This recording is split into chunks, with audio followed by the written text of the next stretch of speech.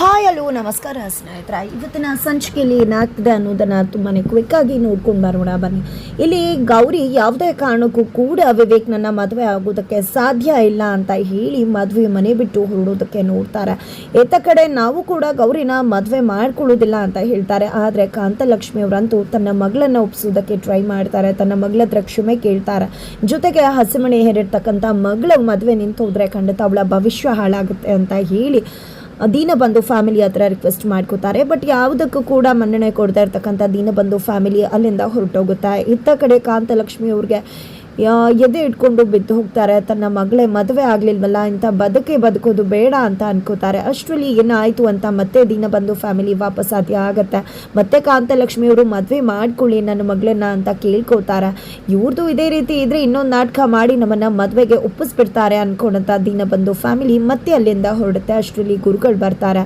ಆಶೀರ್ವಾದ ಮಾಡಿ ಹೋಗೋಣ ಅಂತ ಬಂದೆ, ಆದರೆ ಮದುವೆನೇ ನಿಂತು ಹೋಗಿದೆ ಅಂತ ಹೇಳಿ ದೀನಬಂಧು ಅವ್ರನ್ನ ಕರ್ಕೊಂಡು ಹೋಗಿದ್ದೆ. ನಿಮ್ಮ ಮಗನ ಮದುವೆ ಮೊಮ್ಮಗನ ಮದುವೆ ಈ ಒಂದು ಮುಹೂರ್ತದಲ್ಲಿ ನಡೀತಾ ಇದ್ರೆ ಇನ್ನೆಂದೂ ಕೂಡ ಅವನಿಗೆ ಕಂಕಣ ಭಾಗ್ಯ ಇಲ್ಲ, ಮದುವೆ ಆಗದೆ ಉಳಿಬೇಕಾಗತ್ತೆ.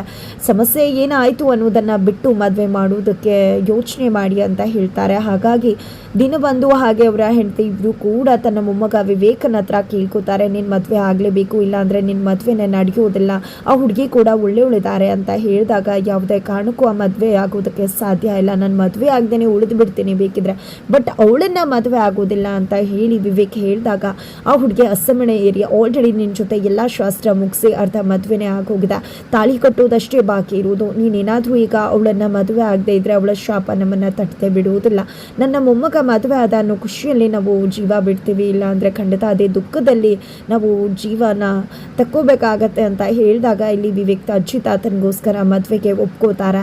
ಇಲ್ಲಿ ದೀನಬಂಧು ಫ್ಯಾಮಿಲಿಯವರು ಇರೋ ವಿಷಯವನ್ನು ಬಂದು ಹೇಳ್ತಾರೆ, ನನ್ನ ಮೊಮ್ಮಗನಿಗೆ ಈ ತಿಂಗಳು ಮದುವೆ ಆಗಿಲ್ಲ ಅಂದರೆ ಇನ್ನೆಂದೂ ಮದುವೆ ಆಗಲ್ಲ, ಅದಕ್ಕೋಸ್ಕರ ಜೊತೆಗೆ ಗೌರಿ ಕೂಡ ಹಸಮಣೆ ಏರಿ ಎಲ್ಲ ಶಾಸ್ತ್ರನ ಕೂಡ ಅವನ ಜೊತೆನೆ ಮಾಡಿದಾಳೆ, ತಾಳಿ ಒಂದೇ ಬಾಕಿ ಇರೋದು ಕಟ್ಟೋದು, ಅದಕ್ಕೋಸ್ಕರ ಮದುವೆನ ಮಾಡಿಬಿಡೋಣ ಅಂದಾಗ ಗೌರಿ ಆಗೋದೇ ಇಲ್ಲ ಅಂದಾಗ ಅಪ್ಪನೂ ರಿಕ್ವೆಸ್ಟ್ ಮಾಡ್ಕೋತಾರೆ, ಅಮ್ಮನೂ ರಿಕ್ವೆಸ್ಟ್ ಮಾಡ್ಕೋತಾರೆ. ಬಟ್ ಆದರೂ ಕೂಡ ಗೌರಿ ಒಪ್ಪೋದಿಲ್ಲ. ಆಗ ಕಾಂಚನವರು ಬಂದದ್ದೇ ಸ್ವಾಭಿಮಾನ ಅದು ಇದು ಅಂತ ಮಾತಾಡ್ತೀಯ, ಇವತ್ತು ನಿನ್ನ ಮನೆಯವರು ಫ್ರಾಡ್ ಮಾಡಿದ್ದಾರೆ, ನಾನು ಅವ್ರನ್ನ ಜೈಲಿಗೆ ಕಳಿಸ್ತೀನಿ, ನಮ್ಮ ಮರ್ಯಾದೆ ಹೋಗದ ಅಂತೆಲ್ಲ ಕಾಂಚನವರು ಮಾತನಾಡ್ತಾರೆ. ನಂತರ ದಯವಿಟ್ಟು ಕ್ಷಮಿಸ್ಬಿಡಿ ಅಂತ ಹೇಳಿ ವೀರಣ್ಣ ಕಾಂತಲಕ್ಷ್ಮಿ ಮಂಡಿಯೂರಿಗೆ ಕ್ಷಮೆ ಕೇಳಬೇಕಿದ್ರೆ ಅಲ್ಲಿ ಗೌರಿ ಬಂದಿದ್ದೆ, ದಯವಿಟ್ಟು ನೀವು ಮಂಡಿಯೂರಿಗೆ ಯಾರ ಹತ್ರ ಕೂಡ ಕ್ಷಮೆ ಕೇಳಬೇಕಿಲ್ಲ, ನಾನು ಮದುವೆ ಆಗ್ತೀನಿ ಅಂತ ಒಪ್ಕೋತಾಳ. ಹಾಗಾದರೆ ಮುಂದೇನಾಗತ್ತೆ ಮುಂದಿನ ವಿಡಿಯೋ